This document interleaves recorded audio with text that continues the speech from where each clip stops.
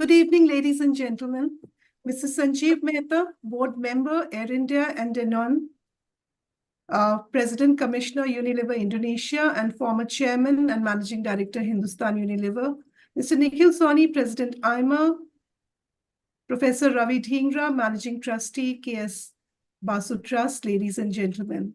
It is a pleasure to have you all with us and a very warm welcome in the third AIMA-Dr. KS Basu Memorial Lecture. We are privileged that we have a most distinguished business leader of our times and a leader with global experience and perspective with us today to deliver this year's lecture on management and leadership. The theme of this year's lecture is the purpose of business, the ESG imperative, which is very topical and important for today's managers and leaders. Sanjiv, it's a pleasure to have you with us today, and many thanks for agreeing to deliver the AIMA-Dr. KS Basu Memorial Lecture. You've been an outstanding corporate leader and an exceptional business thinker. You've led Unilever companies in many parts of the world and have transformed their financial and social performance. Under your leadership, Hindustan Unilever combined profit with purpose, and the company made an important contribution to the public health and environmental effort. After your long innings with Hindustan Unilever, you are now a board member of Air India and Danone, France, and you're also the President Commissioner of Unilever Indonesia. You continue to promote good business values and governance through your speeches and writings, and we are keen to hear your lecture on ESG's relevance and its practices. AIMA has had the privilege of honoring you with the AIMA Managing India Award for Business Leader of the Year, which was presented to you by the then President of India, Mr. Pranab Mukherjee. You also won the AIMA GRD Tata Corporate Leadership Award. AIMA has been privileged to have you on its council and benefits from your governance, expertise, and wisdom. Sanjiv, thank you so much for agreeing to address AIMA and for joining us today. A very warm welcome to you. Nikhil, it's always a pleasure to have you with us, and thank you so much for agreeing to set the context for today's lecture and introduce the speaker. You are among the pioneers of industrial pollution control systems in India, and you feel strongly about the industry's environmental, social, and governance obligations. Thank you for joining us, and a very warm welcome to you. Professor Dhingra, it is a pleasure to have you. You have been the driving force behind this initiative, and AIMA appreciates your commitment to the KS Basu Trust and to promoting its cause. A pleasure to have you with us today, and a very warm welcome to you. Ladies and gentlemen, Dr. KS Basu was a past president of AIMA in its formative years from 1963 to 1966, and he helped expand AIMA's national and international footprint. He also co-founded the Bombay Management Association. Dr. Basu was among the pioneers of management education in India, and he was the founding director of Jamnalal Bajaj Institute of Management Studies. A medical doctor by training, he turned to management and became the director of personnel of Hindustan Lever and a member of the company's board. He advocated and promoted induction of professional leaders in family-controlled companies, and he favored Indianization of management in India. I compliment Professor Dhingra and the Dr. KS Basu Memorial Trust for continuing Dr. Basu's mission of promoting management thought and know-how after him. To commemorate Dr. Basu's efforts and achievements, AIMA has joined hands with Dr. KS Basu Memorial Trust and instituted this annual lecture on the new management ideas and practices. Today's lecture is the third in the series. The first two lectures were delivered by Mr. T.V. Mohandas Pai, the legendary former CFO of Infosys, and Mr. Shiv Kumar, the celebrated former CEO of Nokia and PepsiCo in India. With these words, it is my pleasure to invite Professor Dhingra to tell us more about Dr. Basu's contribution to Indian management and the achievements of the K.S. Basu Trust. Over to you, Professor Dhingra. Thank you, Dr. Sethi, and good evening, everyone. The trustees of the Dr. K.S. Basu Memorial Trust are delighted to support and partner with AIMA on this third annual memorial lecture. The trust was formed to honor the memory and celebrate the legacy of Dr. Kalyan Sundar Basu, a leading management thinker, educator, boardroom director, and institution builder in 20th century India. A practicing medical doctor, he went on to become the personnel director and one of the first Indians to be appointed to the board of Hindustan Unilever. He was an institution builder, as Dr. Redkis mentioned, founding director of the Jamnalal Bajaj Institute of Management in 1966, president of this body, AIMA, co-founder of the Bombay Management Association, and its second president. He was also president of the Personnel Institute of Personnel Management, the Bombay Productivity Council, as well as the Asian Association of Management Organizations. He was a pioneer in sales and management training. At Hindustan Unilever, he set up the first training center in the late 50s at what is famously known as Gulita House in Bombay.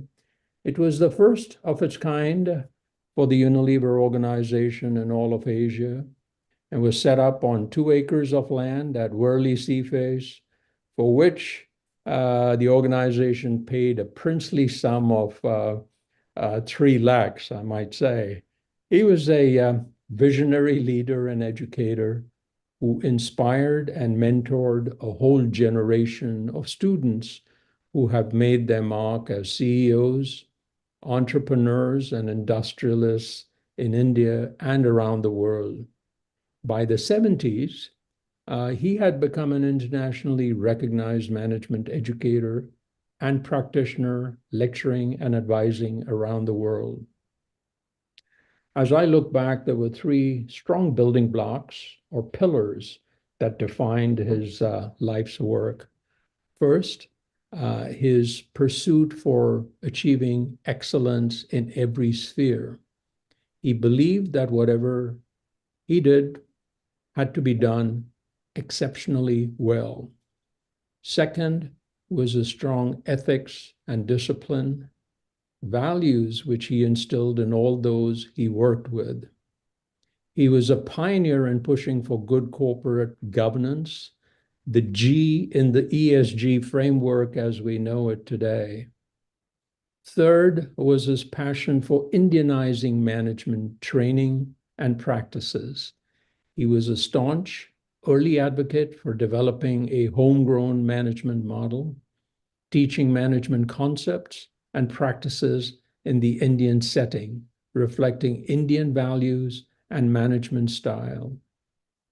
It was my and my sister's privilege to have known Dr. Basu as a professor and mentor over a span of almost 30 years. Mr. Mehta, thank you for graciously agreeing to deliver this year's memorial lecture. It is very fitting indeed and means a lot to us. Dr. Basu would have been very proud of your accomplishments and the culture of doing well by doing good that you established during your tenure at Hull. I, along with my fellow trustees, including Mr. Fernandez and Mr. Palekar, who are here in the audience today, thank you, Mrs. Sethi, Mr. Grover, and the entire AIMA team for hosting this event, and Mr. Sawhney for moderating this session, and to all you attendees who have taken the valuable time to join us this evening. Thank you very much.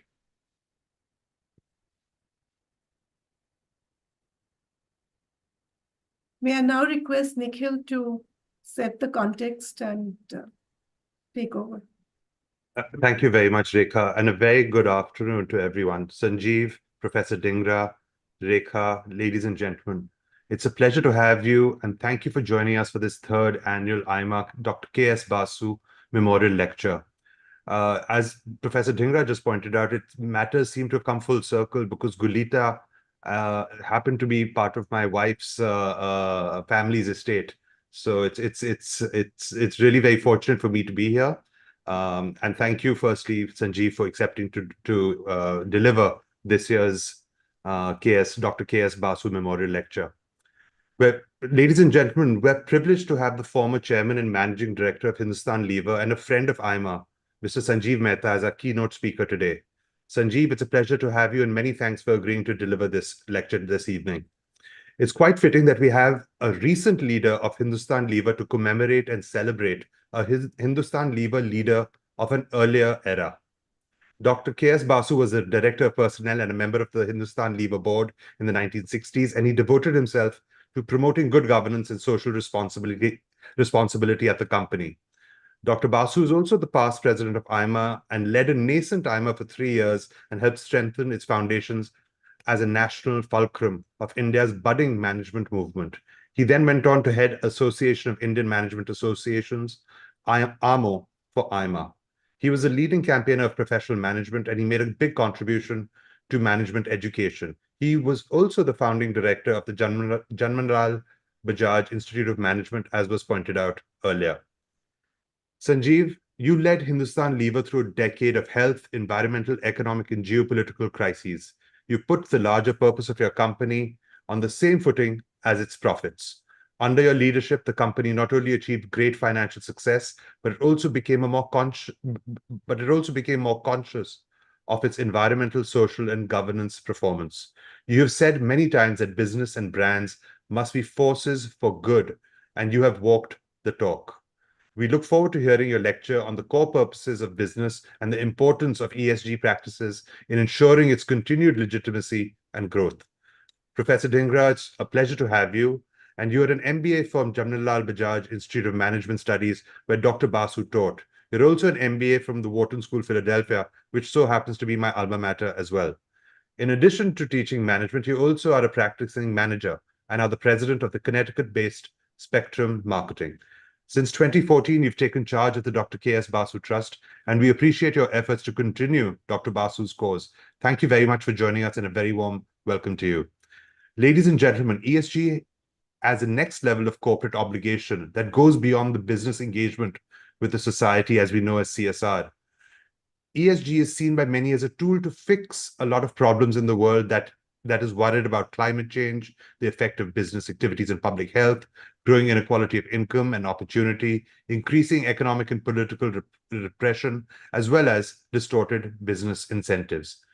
There's a growing global movement to balance business growth with the objectives of a safer, healthier, kinder, cleaner economy. And increasingly, governments, investors, and consumers are willing to back popular wishes with incentives as well as punishments for enterprises. Though ESG standards are yet to become legal requirements, more and more companies with global businesses are volunteering to get their behavior rated. There are beginning to be reports on their energy use, emissions, waste management, as well as inclusion amongst many other initiatives. The Government of India, through its BRSR reporting mechanism, insists that companies be responsible in this standard. A key incentive for the increased transparency is access to preferential funding from ESG-oriented investors and to conscientious consumers, in addition to avoiding reputational and regulatory risks. In some key markets of the world are beginning to require compliance with ESG-related policies. For example, the EU's carbon border tax, which would have a big impact on competitiveness of energy and emission-intensive businesses, such as energy, steel, and chemicals. In fact, there is a growing pressure not only to clean up one's own act, but also to ensure that the entire supply chain is clean. This can be quite political as well, as evidenced by India's recent stand at the WTO.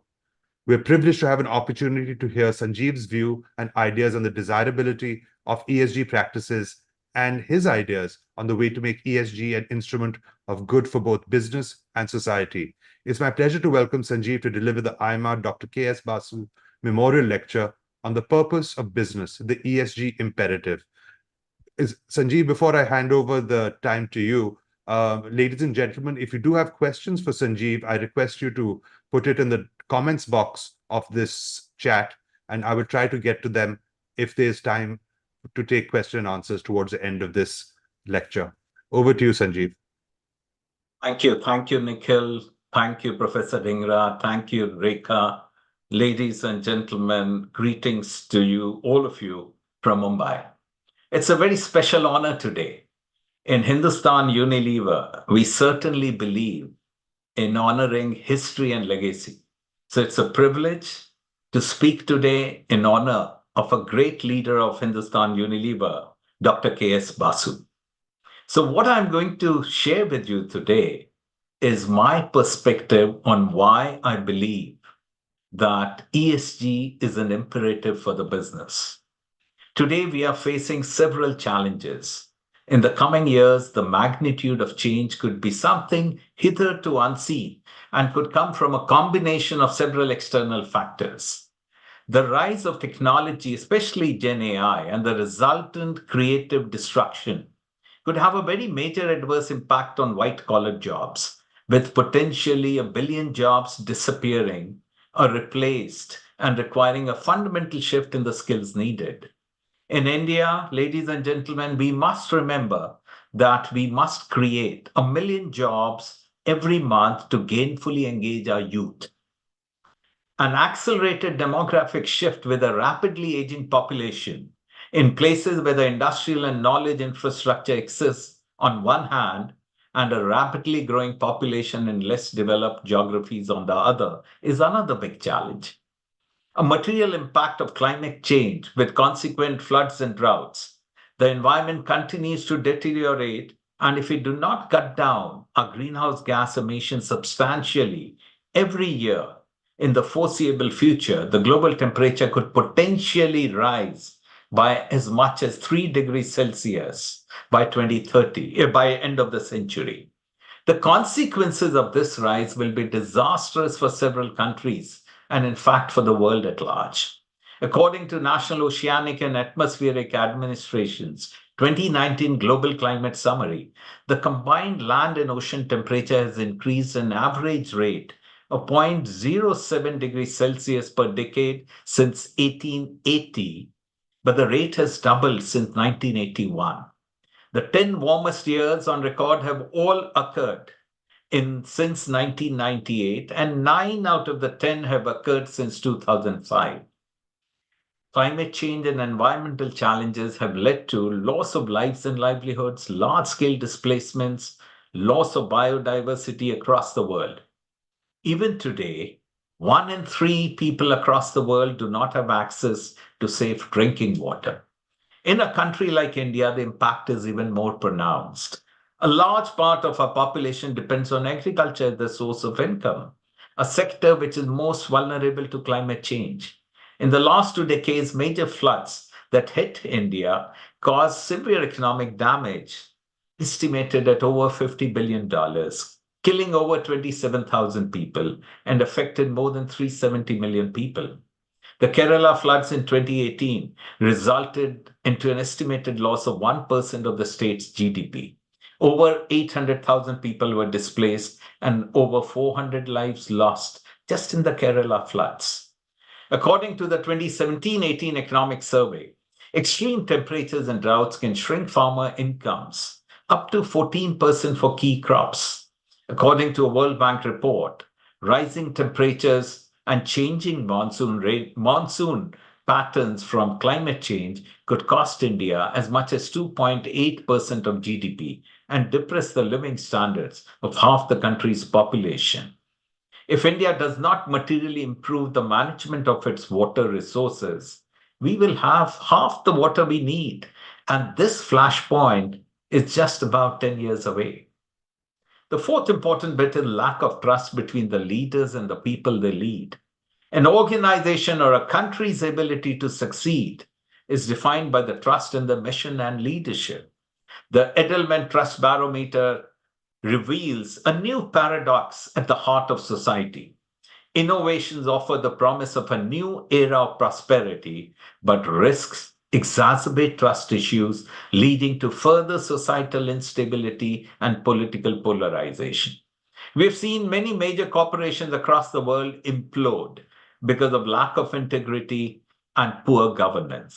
In India, even a startup ecosystem has been marred by companies who had good business models, but greed and bad governance have impaired them. Concentration of economic wealth in a few hands, this is another big concern in the world today. Many studies have shown that the economic inequality has become deeper and wider. According to estimates by Credit Suisse, the bottom half of the global population holds less than 1% of total wealth. In sharp contrast, the richest 10% hold 88% of global wealth, and the top 1% hold 50% of global assets. It was Churchill who said, "The inherent vice of capitalism is the unequal sharing of blessings. The inherent virtue of socialism is the equal sharing of miseries."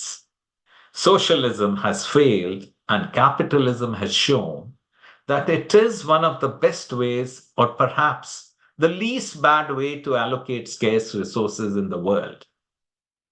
The convergence of the above factors generates significant risk when it comes to creating livelihood opportunities, food security, geopolitical stability, and could lead to accelerated rise of various forms of populism and related social tensions.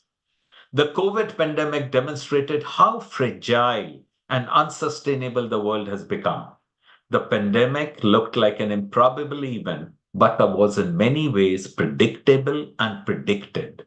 Yet, the world was not prepared for it. This is the wake-up call for nations and businesses to step back and reevaluate their current models. In the future, there could be many such viruses that may find their ways into humans through animals or birds. With a steady erosion of biodiversity, many diseases will come from animals to people. Though the world has had unprecedented growth over the last few decades, in the COVID crisis, we have seen the limitations of our health infrastructure, lack of cohesive global strategy to combat this crisis, and the consequent adverse economic impact.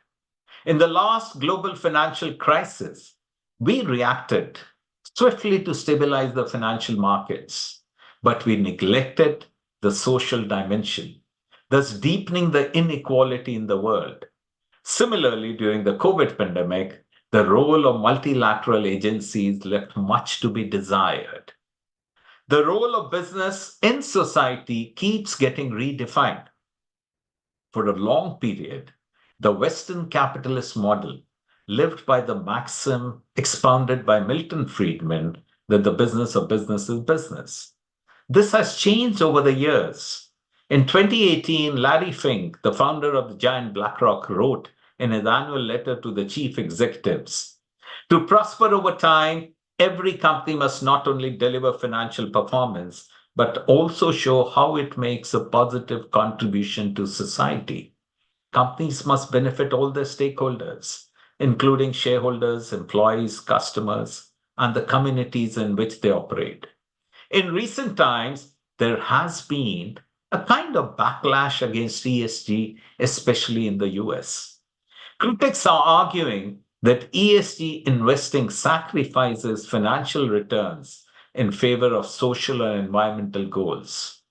Criticism is also emanating from emotions, including those arising from the fear of losing jobs in the transition to renewable energy. There is also an anti-woke backlash. With this as a background, let me now elucidate my thinking on why I believe ESG is an imperative. Today, as we stand, the rich and the developed have a responsibility towards the poor and the developing. We must share the blessings of capitalism to take away the miseries of the society and collectively win. The world needs to change in many ways to ensure much more equitable distribution of wealth and resources.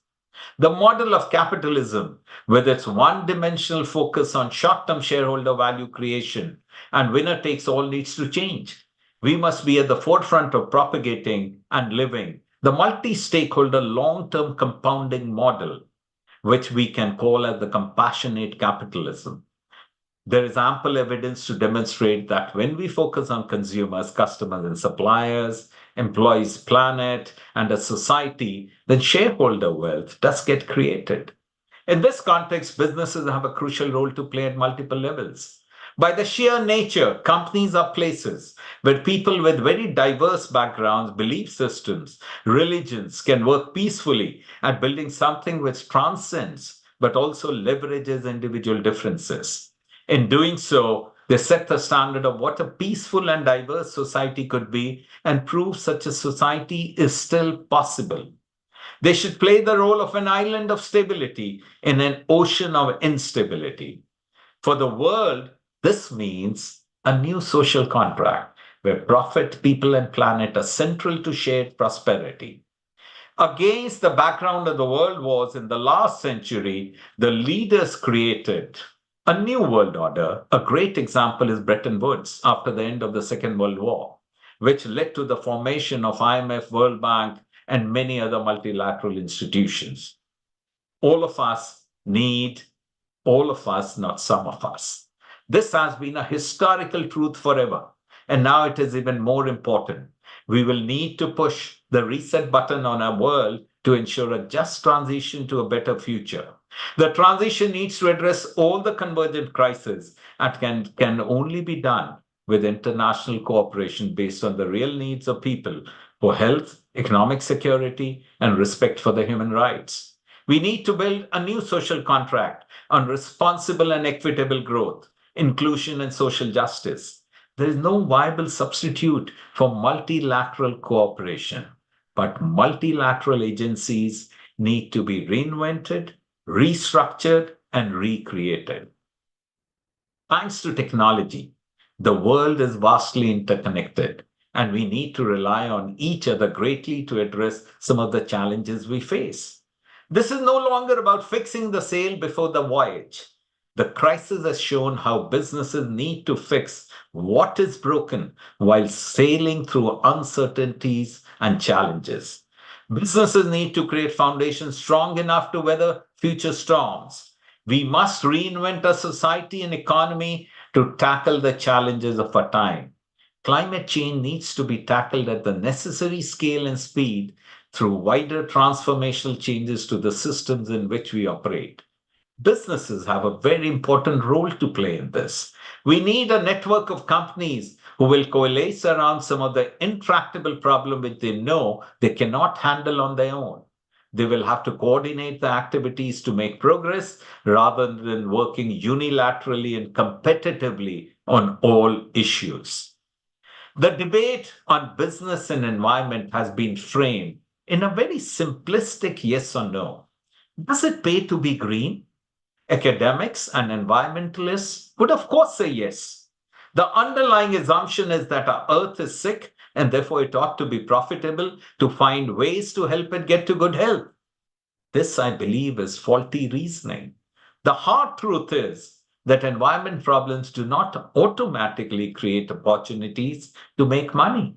On the other hand, the stance that it never pays to invest in environment initiatives is also grossly wrong. There are a few approaches that the companies can take to integrate the environment into business cases and models. First, distance yourself from your competitors by differentiating your products and thereby commanding higher prices. Second, cut costs and help the environment simultaneously. It is not about either or, it is about and. The three axes of innovations should be superior products which meet the unmet needs, lower the cost, and have sustainable products. Fourth, mitigate risk and reduce expenses linked to lawsuits, accidents, and boycotts. Fifth, make systemic changes and redefine your competitors and markets. The appeal of any of the above approaches will depend on the time horizon and the capabilities of an organization. I believe that companies should not be surprised when they face criticism for doing what they think is the right thing in the right way and for the right reason. Given the decisive nature of the society, given the divisive nature of the society, people are likely to have strong opinions or outright and vocal opposition to the actions, decisions, and the policies of company. Just as they would for other crises, business leaders should ensure their crisis management plans account for a potential backlash to ESG. They should also engage the boards in candid discussions on ESG. Talking about governance, good governance is necessary to promote accountability, transparency, effective decision making, risk management, compliance, stakeholder protection, and reputation management. Companies with sound governance are viewed more positively by investors, customers, and the public. It enhances the company's reputation and brand value. Most importantly, businesses need leaders who can redefine the changing role of business and who understand the importance of having a true norm, an internal compass with non-negotiables. It is also about being clear what those non-negotiables are.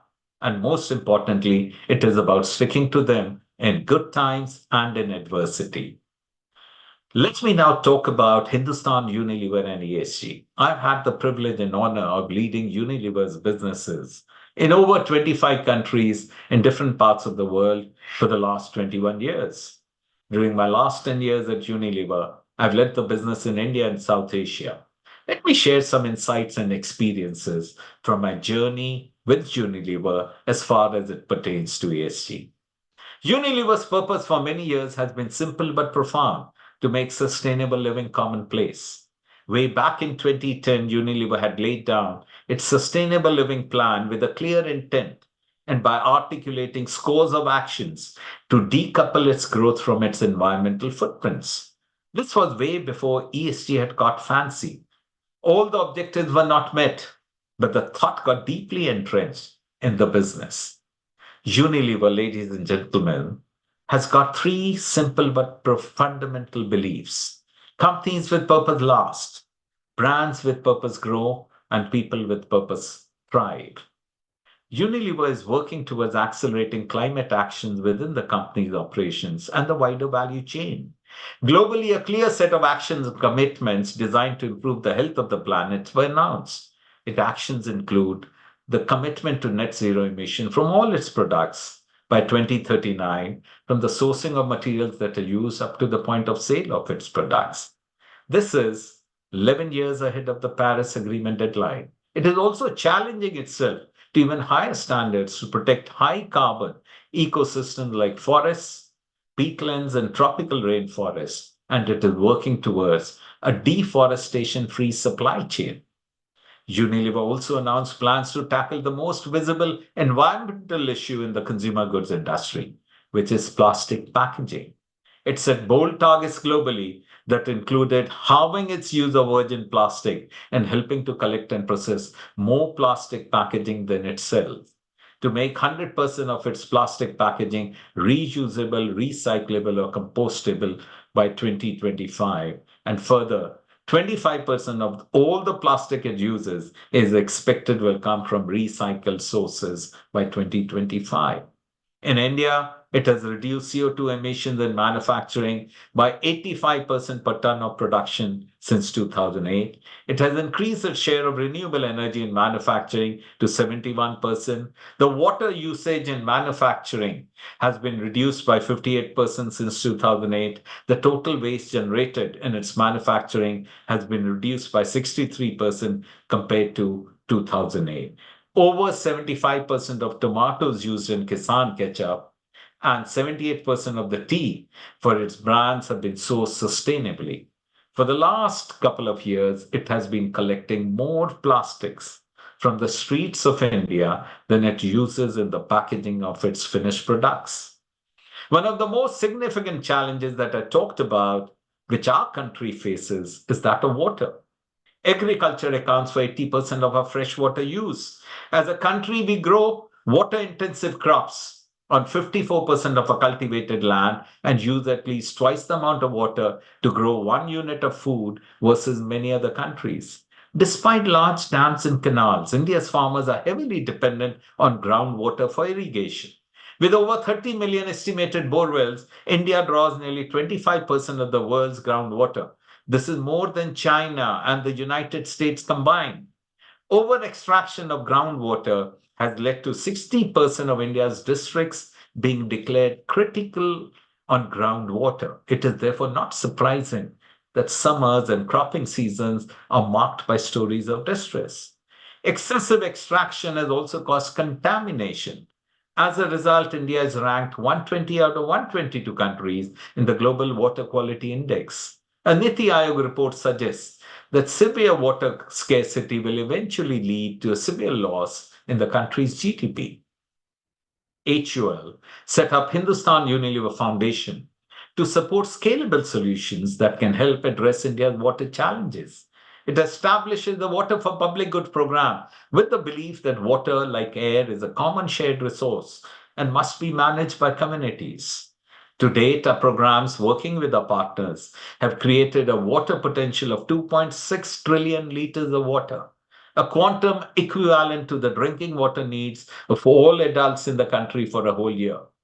The tools, methods, and innovations developed by HUF's program have been shared and adopted widely in state-level government programs. The program takes a community approach to water management and aims to not only help farmers across cropping season, but also address the basic human needs of easy access to safe and clean waters. To enhance the livelihoods of rural women, it had launched the Shakti program at the beginning of this millennium. This program enables rural women in villages across India to nurture an entrepreneurial mindset and become financially independent. We believe that empowering a woman is empowering a family. To enable them to earn regular income, these women entrepreneurs, called Shakti Ammas, are trained on basic principles of distribution management and familiarization with the company's products. The company now has over 200,000 Shakti entrepreneurs, generate sales of over $500 million. With 9 out of Indian households using its products, the brands can have a sizable impact in creating positive social change. Its purpose-driven brands stand up for social causes such as inclusivity, equality, women's safety, and much more. For example, Brooke Bond Red Label through its campaigns aims to make India more inclusive. Surf Excel encourages mothers to push their children to learn through experiences. Tough promotes real beauty and helps raise the self-esteem in girls. Our brands also undertake on-the-ground activities to drive positive social change. For instance, to address the threat of child mortality due to diarrheal and respiratory diseases that still looms large over India, Lifebuoy has been driving hand-washing behavior change initiatives. It has reached out to over 70 million people in India to encourage and sustain good hand-washing behavior. And during the COVID crisis, it was the first to selflessly promote the right habits and advocate the use of any soap or alcohol-based sanitizer, including our competitors, to ensure people first protected themselves, putting people's lives ahead of our own simple profits. To provide a life of dignity to slum dwellers, HUL designed and constructed Suvidha Centrals in several slums of Mumbai, which provide toilets, washroom, laundromats, pure drinking water facilities on pay-to-use basis, which are today being used by a few lakh people.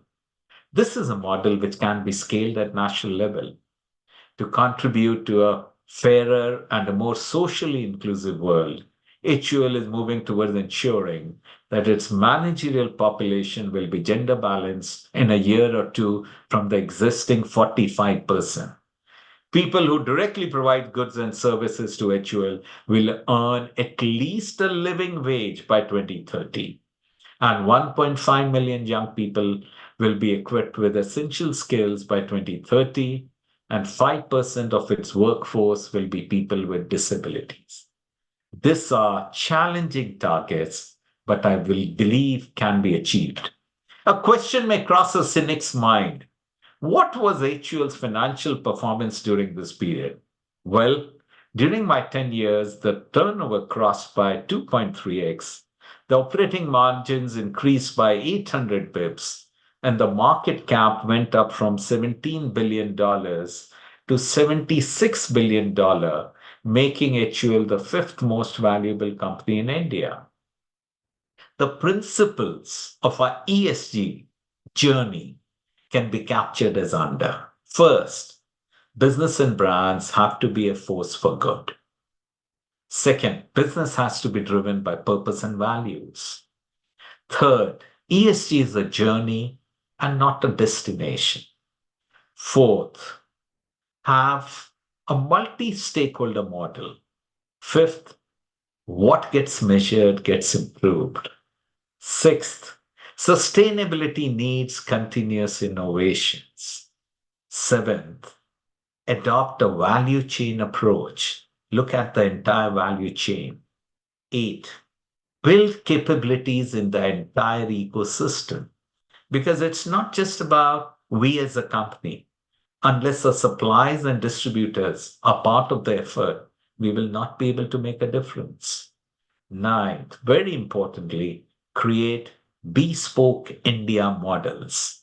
And 10th, build sustainability into managerial remuneration. Only if we adopt these approaches, then ESG would become an integral part of business. Ladies and gentlemen, it is now up to us how we scribe the future and what is the world we leave behind for the next generation. We should strive and make sure that we create a fair world that propagates a social flow of equity and justice, an inclusive world that builds a global economic model that shuns inequality and does not constrain development of millions of less fortunate. We should get away from procrastination and half measures and work together to flatten the climate curve. Take concrete steps to better manage the water resources and keep plastic away from the environment.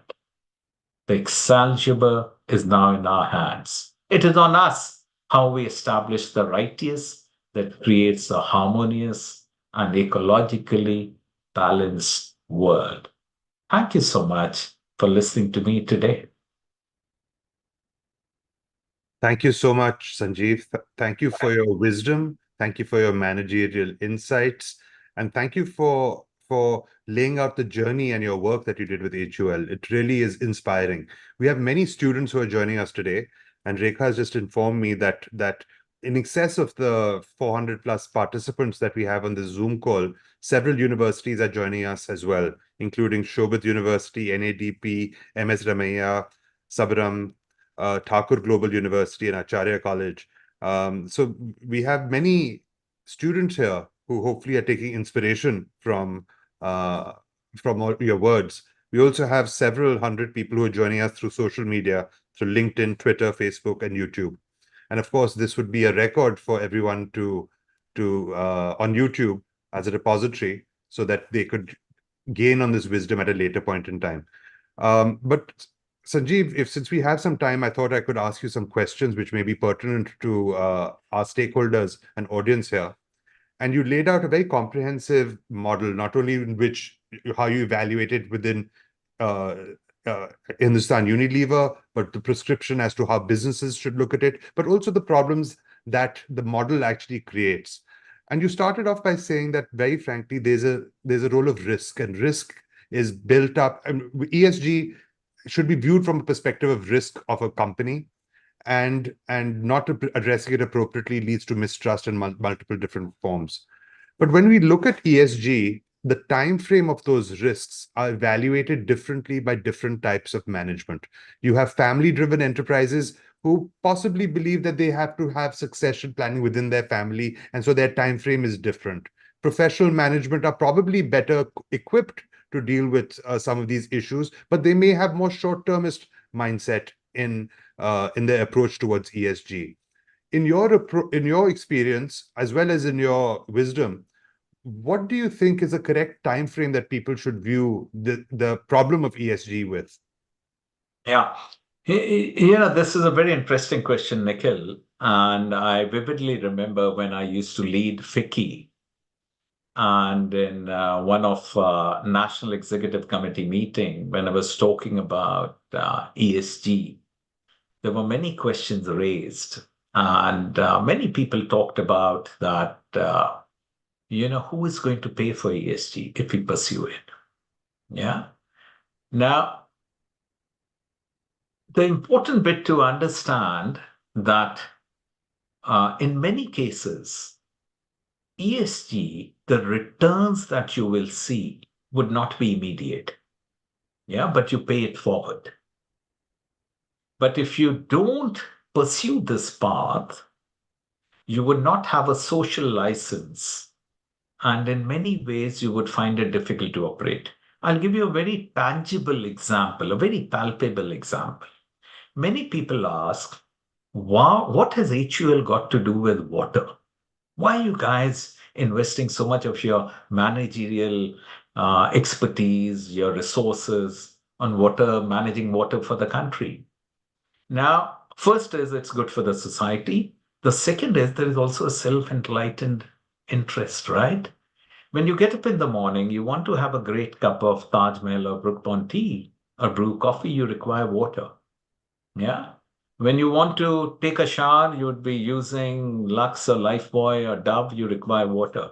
You want to wash your hair with Sunsilk or Dove or Tresemme, you require water. When you want to wear clean clothes, they would have been washed by Surf Excel or Ren, you require water. If water is not there, we won't have a business. When Sao Paulo, a few years back, faced a severe water crisis, I remember our business in Brazil in that period went down by 25%. So there is the self-enlightened interest very clearly involved in ESG. And we must also remember, Nikhil, that as a business, we will prosper only if the society in which we live prospers. Otherwise, we won't be able to do it. And if you look at lens that you want to have a business which is an enduring business, a business which lasts, then you would have to look at ESG from a very different lens and not from your short-sighted as to what is the benefit it's going to give me in my next quarterly earnings.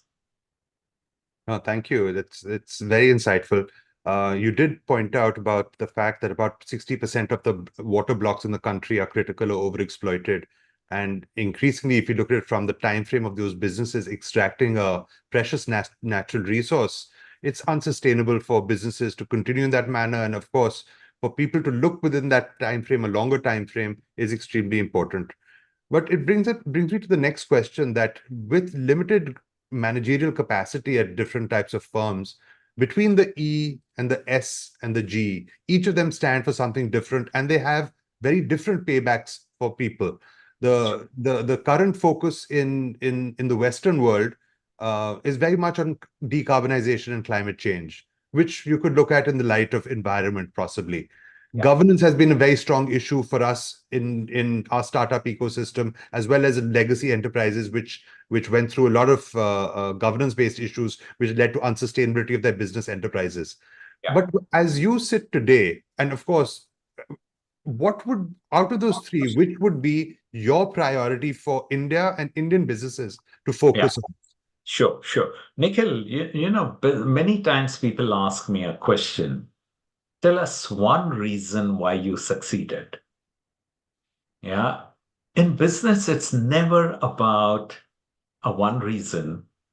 And we must also appreciate that it's not about either or. Business is about and. Yeah. You have to focus on today and you have to focus on tomorrow. Yeah. You have to focus on your efficiencies and effectiveness while you build capabilities for the future. Similarly, if you look at it today, a bad governance, it could implode your business. Yeah, a good governance, investors give a premium on that. And there is no gainsaying, right? A bad governance would completely kill the enterprise. And we have seen it before us. Yeah, why talk about Enron? Even if you look at our country, look at Satyam, look at Yes Bank. If State Bank had not bailed out Yes Bank, it would have gone under. Yeah, so that is something which is extremely important. You can't do without that. And more so when you are using others' money. how can you not have good governance? When it comes to social, we need to ask ourselves that in our own fashion, how can we impact the society in which we live? And we just look around us. Yeah, look at I talked about the disparity of income levels. Now, unless we are able to create a system whereby people are able to get fair earnings, they get a chance to use their youth, use their skills, we create livelihood opportunities for them, yeah, we would create a whole social chaos. And in a social chaos, businesses won't be able to survive. And when we talk about environment, I gave some examples of how much money we lost during the Kerala floods. Yeah, we lost about, as a country, over $50 billion. And we are talking about that, it's extremely important.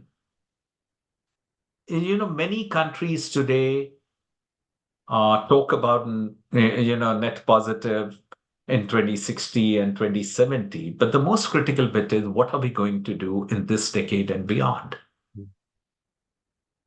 Thankfully for us, Nikhil, if you look at the ethos of business in India, doing good for the society is not something which is new. Look at businesses who over centuries have contributed towards construction of temples, hospitals, educational institutions. So this ethos is not very new. The only bit is we need to channelize in a manner that it has a big impact and it is sustainable. That's the reason I always say we need to take up initiatives which have linkages to the business to make them sustainable. No, thank you for that. The fact that you do have to tackle all three, and it's imperative in management to do that is well received. But Sanjiv, when you look at the role of government as it comes in, currently you have a wide-ranging set of laws. Governance is quite clear. If you do something that is illegal, you go to jail or your company folds up. On the societal aspect, you have CSR as a certain contribution, as a certain tool by which government enforces a degree of giving back to society within a larger ambit. And then on the environmental side, you do have very strict laws on pollution, etc. What role do you think the government should play in this? Because you did point out earlier in your speech that responsible businesses would take on ESG themselves anyway. It is incumbent on their own business models to be sustainable and address each of these challenges in a concerted manner. Yeah. What role do you think government should have in this? Yeah. Nikhil, I firmly believe that why businesses have a very important role to play. Yeah, businesses also do not operate in a vacuum. Yeah, the government creates an enabling environment, and government often acts as a catalyst. Yeah. Now, 2% CSR, for instance, is a very progressive measure. It will not impact people who are very clear in what the purpose of business is and what they need to do, irrespective of what the law is. But for those who had not pursued this path, it will certainly make them channelize certain amount of profits that they earn for the social good. Yeah. Now, government, for instance, if tomorrow carbon tax has to be levied, again, the government will have to play a big role. Yeah. If we are talking about creating renewable capacity in the country, and we are talking about in India, 60% of delta capacity that would be created would be renewable capacity in the country. Yeah, there again, the government will have to play a big role in it. So I certainly believe that government, the business, and the civil society, and of course us have all to come together to solve some of the intractable problems which we face in the society today. It's not just about us going alone. We have to all go together Thank you for that. Sanjiv, as you pointed out, the enormous potential that exists through some of the changes which are being incentivized by government, such as in terms of the investment in renewable energy and the transition away from carbon-intensive forms of energy generation, is something that is a reality. We estimate that it's possibly $100 trillion global opportunity over the next 20-odd years, which presents enormous opportunities for entrepreneurs as well as for management personnel who participate in that ecosystem. But when we look at the educational system, is there any need that do you think for education to focus on ESG in specific, or is it better for it to be cross-cutting all the other various skills and education that is imparted in universities, including business schools? You know, when we were growing up, Nikhil, the word ESG did not feature. Though we used to have a subject called civics, which was all about doing good for the society, but it was not in a structured way of looking at the environment, of creating a positive impact. I think what you're suggesting is absolutely right. You know, from a very early age, if we inculcate the right behaviors in our young people, it is definitely going to help the society. I think as responsible businesses, responsible businesses are built on responsible people, and they have to have the correct framework. And I believe that different types of education are necessary at different levels of education, but it has to start at the youngest level possible. And it possibly starts with values. And values is important because that is the bedrock of what societies are. Absolutely. Absolutely. So well said, Nikhil. Sanjiv, I know we have limited time left, and I do want to close within what has been prescribed by 5:30. But I've just received some questions from the audience, so I thought I would just ask you. Overpopulation and mainly illiterate people can also be considered as a reason that hinders the development of a country and thereby affects environmental activities. But there are parameters that could solve such a problem and work to improve the quality of the population. I believe the question is that how much should we be focusing on education as a tool by which to help mitigate the risks of ESG? Oh, no question about that. You know, if you look at it from a societal problem, we will never be able to call ourselves a developed nation if education and health is not taken care of. These are basic, you know, if you may use the word, rights which we need to give to our population: right to a good health, right to a good education. No, it's imperative that people start with the correct foundation. And Absolutely. And I think that we can't, even if people are uneducated, it is a responsibility of others to educate them in a manner so that they can uplift themselves, be it through skills or even a degree of perspective that may be necessary. So with that, ladies and gentlemen, it brings us to the conclusion of this lecture. I would like to thank Mr. Sanjiv Mehta, who is a luminary in the field of management, who's led one of the largest and the most successful and well-known companies and brands in India. Thank you very much, Sanjiv. I also would like to thank Dr. K.S. Basu, the trustees of the Dr. K.S. Basu Trust. Thank you for organizing this. And Rekha, thank you very much, and AIMA. So back to you, Rekha, if there's any final comments that you'd like to make, or if Professor Dhingra would like to make. You're muted, Rekha. Professor Dhingra, would you like to say a few words? Thank you very much for organizing this. Very impressive, very timely, very fitting. And thank you again, Mr. Sanjiv Mehta, for you know, sharing your thoughts today. Very, very fitting, and thank you.